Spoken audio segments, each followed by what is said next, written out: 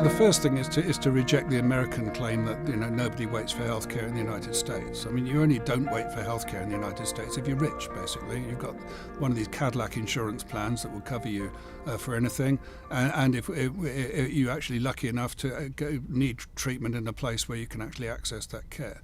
But for many Americans, you actually wait just as long as you do in Canada or the UK, or you can't access care at all because you can't afford it. But if you look at the UK system, when the Labour government, which we had from 1997 through to 2010, when that was elected, it was very common for people, because the system was underfunded and under-resourced, or inadequate resources to actually treat the number of people needing care, it was very common for people to wait anything up to 2 years for minor less complicated operations, for elective surgery. And some of those waiting times meant that people were virtually dying on waiting lists waiting for treatment. And this was a big source of scandal.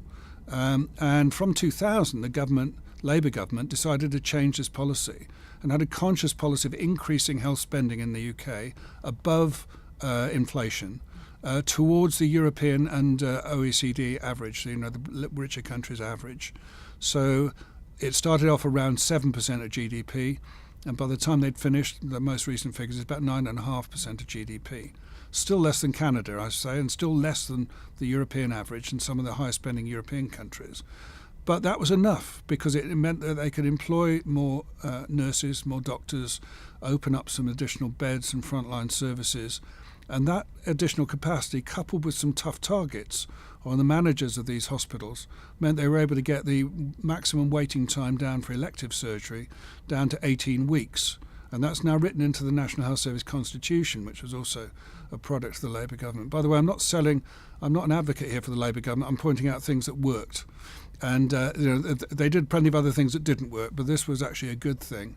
And what it showed is the old-fashioned things actually work, which is if you put enough capacity in place, you give people directions as to how to use those services properly, you can deliver those results, and that the private sector doesn't have a monopoly on short waiting times.